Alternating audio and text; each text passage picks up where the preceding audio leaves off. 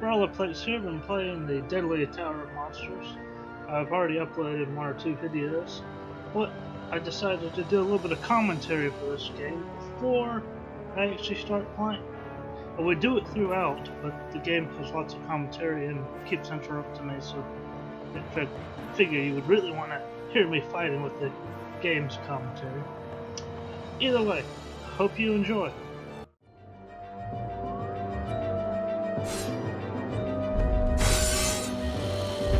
Where is my Nechameleon? Why has it not pulverized the intruders already? Diamonds. I was installing photon lasers. What's eyes? I haven't finished.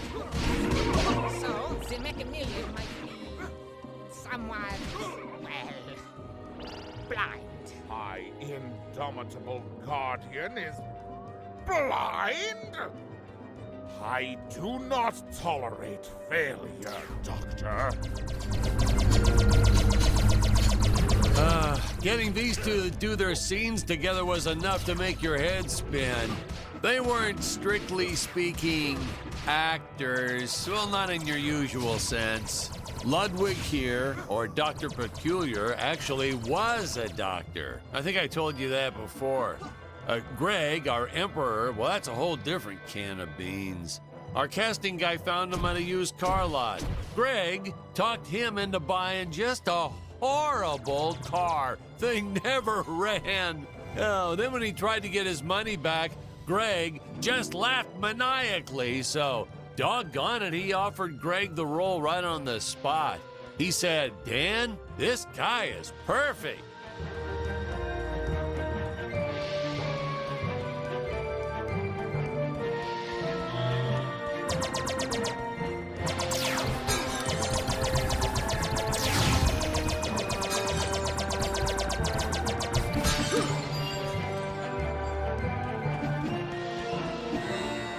We were running out of extras and clay sculptures, but we needed more monsters. Oh, please, more monsters.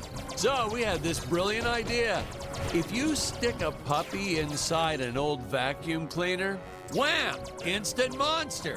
Throwing a string of Christmas lights and it's camera ready in 5 minutes. And that had to be some kind of world record or something. Fun fact, boys and girls, cinematographers don't like it when you use their dog without asking permission first. But hey, to that I say, what goes around comes around. Little Buster here ruins so many shots barking all day long. You don't want me to grab your dog and cover him in Christmas lights? Well, don't bring him to work.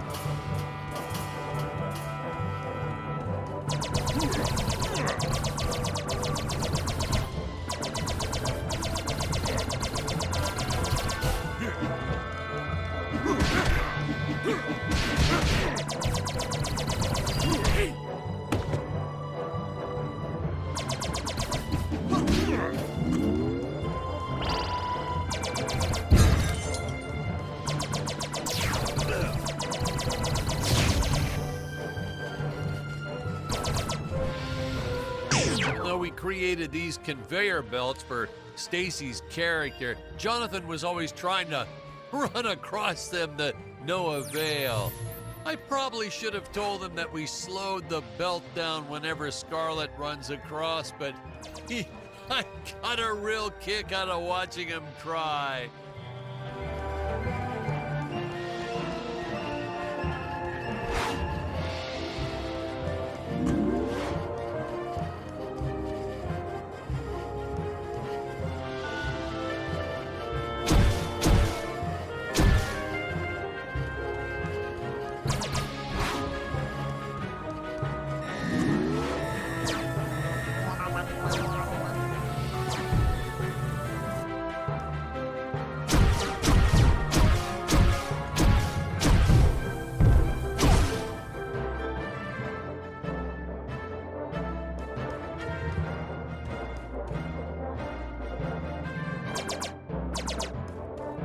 We're about at the altitude where Dick's rocket ship had crash landed at the start of the film.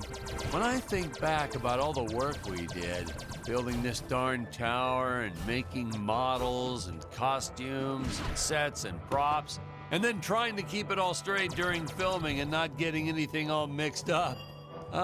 It's exhausting. Just thinking back on it is exhausting. I wish I could tell my younger self to just direct romantic comedies. It's the only way you'll get a good night's sleep.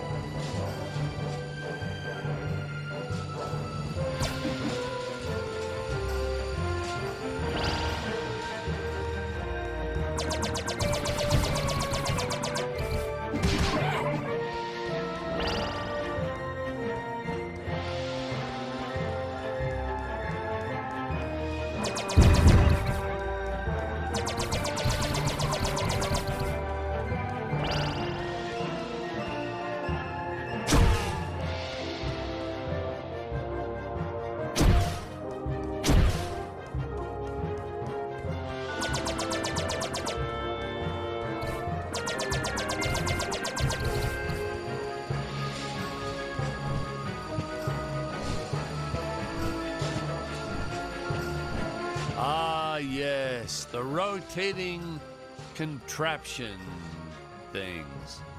We actually used Ferris wheel parts from an old amusement park. I think it was called Disneyland. Disneyland? Isn't that kind of close to... Yeah, and the courts agreed with you. They shut them down before they opened the gates. Well, it's their own fault, I guess. Well, naturally, my production team swooped right in and bought up everything they could get their hands on. So, I guess there was a silver lining to their legal battles. One man's lemon is another man's lemonade. Or however that saying goes.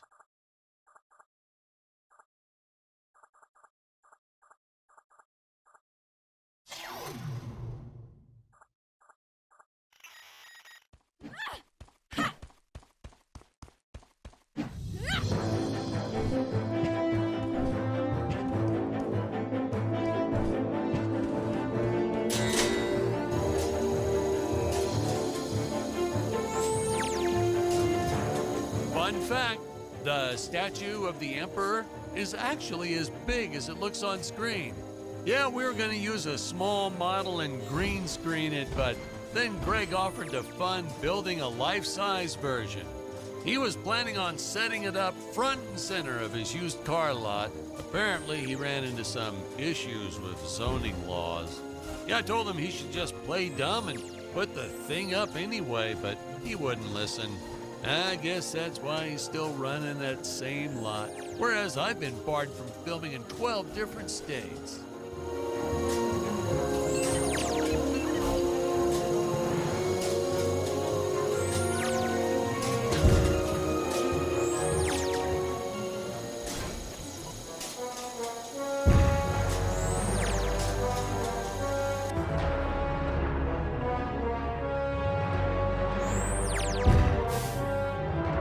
If I told you how much gold paint we used on these darn sets, you wouldn't believe me. We were originally trying to decorate this whole set in precious stones.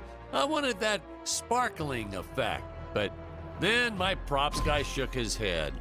I've learned that when he shakes his head, it's best to go with Plan B. Unfortunately, Plan B meant a cement mixer filled with gold paint. It was so much hard work, even I had to finally roll up my sleeves, dive in, and call some interns from the community college. Man, there's nothing college kids won't do for free pizza.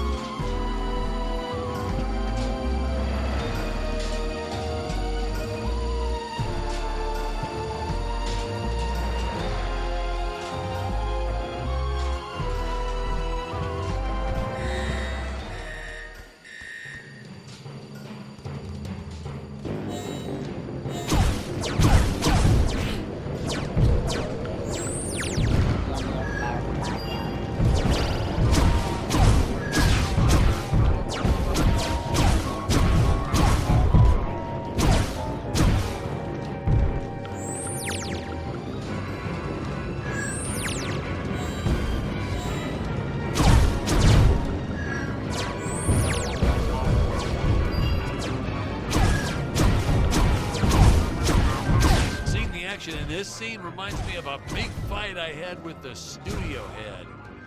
Word to the wise, when the guy funding your movie offers you a suggestion, stupidest idea ever is a phrase you should shy away from.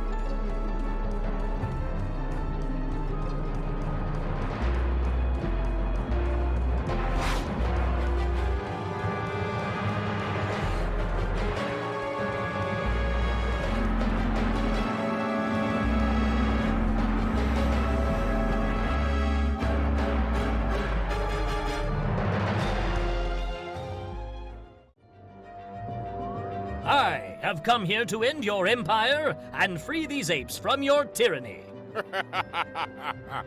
You? Tell me, do you think I need these pitiful creatures to run my empire? Allow me to show you something. As you can see, I do not need those darn dirty apes. It is a kindness that I allow them to survive. I give them work so they believe their life has purpose. All I truly want from them is their gold. Gold? Ha! What gold? Have you not seen the result of Gravoria's planet-wide radiation? When living beings die, their bodies are transmuted into solid gold. The apes are useless. I send my minions to harvest more gold for my empire. You are a cruel, heartless monster. Perhaps. Perhaps.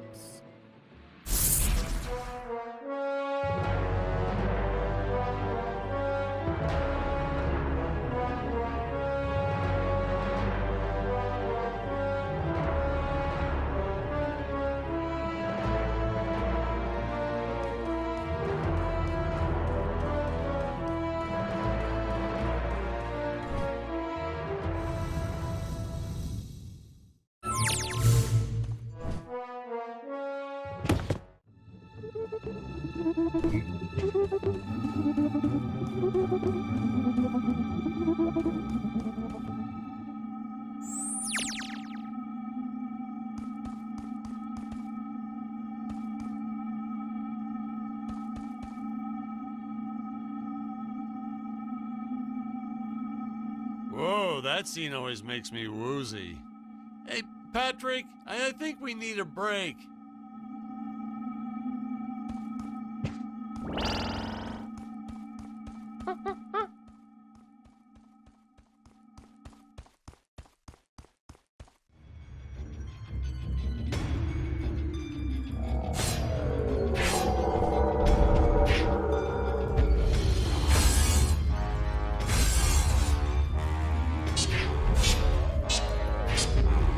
Imagine one of those on your average elevator?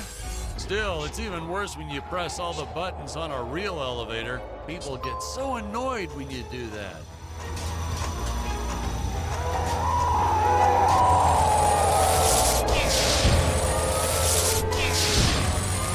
Nowadays, we just click, click, and make all this in 3D with those computers or something. But no computers here. No, heck no. I still don't know how to work one of those damn contraptions.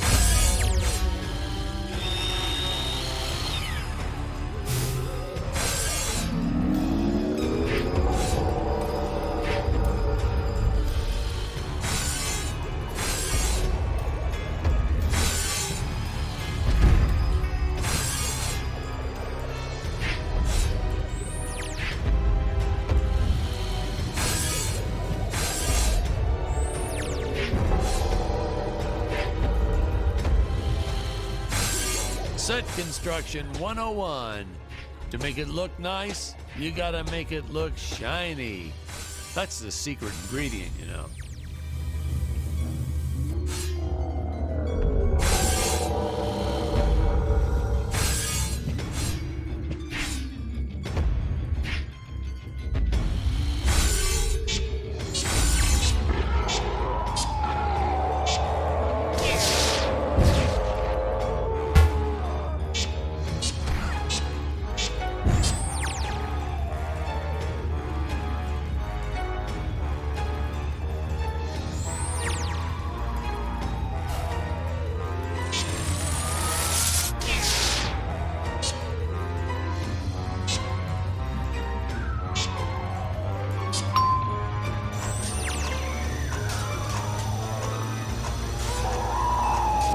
We had 14 production babies while making this movie. One of them was even named after one of the characters, Maximilian J. Peterson.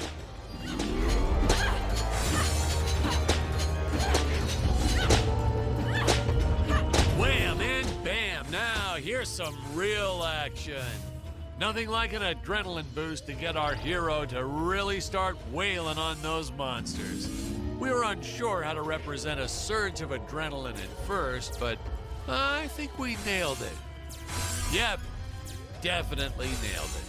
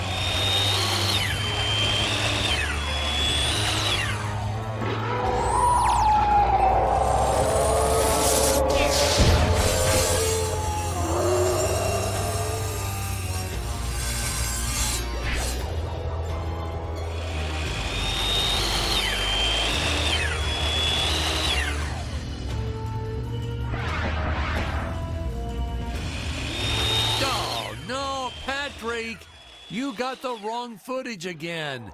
That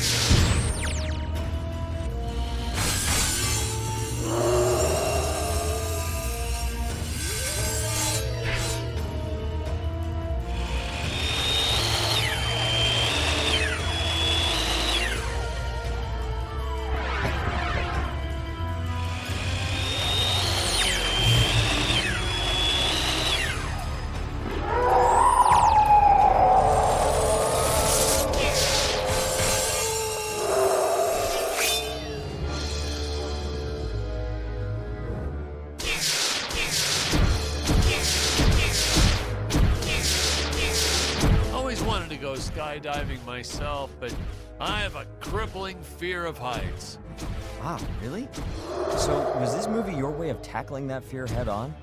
Nah, this movie is what gave me my fear of heights. By the end of it, I was directing scenes with my eyes closed to keep from getting panic attacks. Now it's all starting to make sense.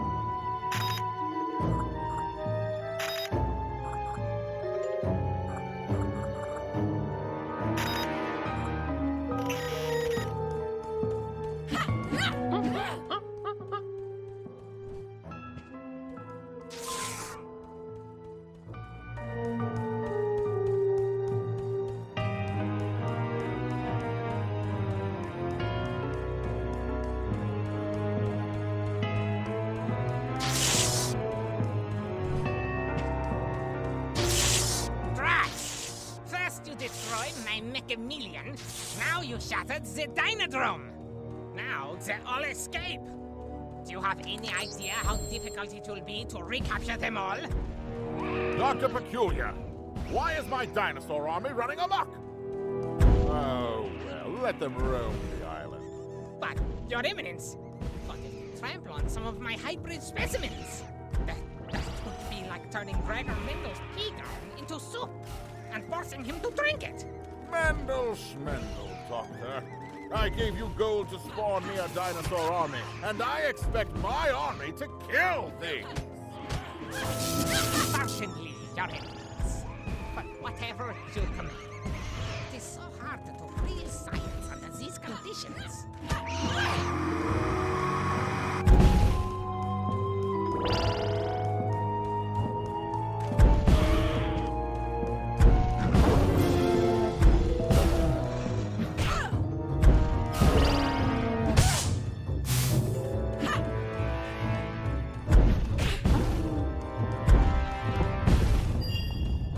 The stop-motion team was so stellar, and they worked for peanuts. They really did. I just couldn't get enough of them. The script called for a lot of dinosaurs here, so I said, hey, let's set the record. I told the team I wanted a minimum of 30. Of course, we found out later we were absolutely nowhere near the world record. But I didn't have the heart to tell them. I made them eat some fake plaques and sent them their way.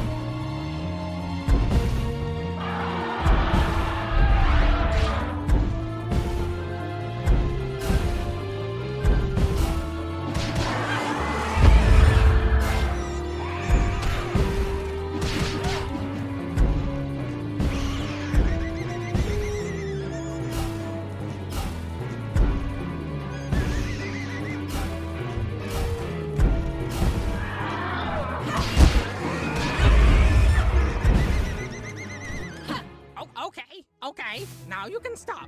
No need to go further.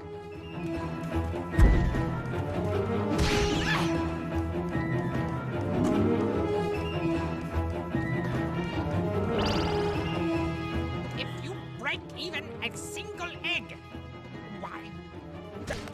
No, not my Tyrannosaurus Rex! You Neanderthal!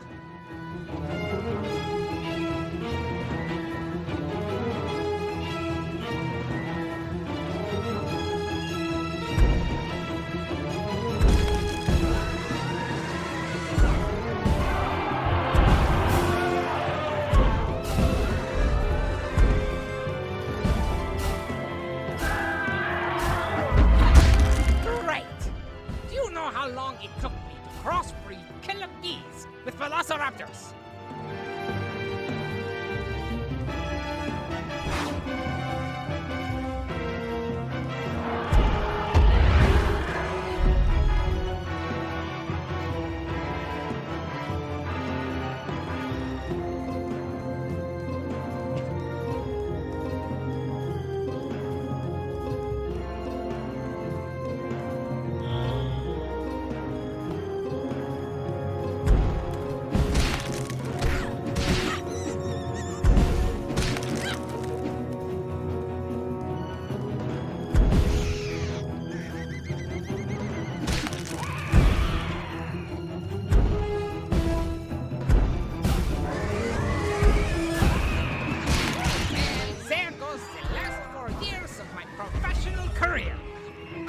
You're happy now. Welcome to a world with no genetically modified carnivorous dinosaurs.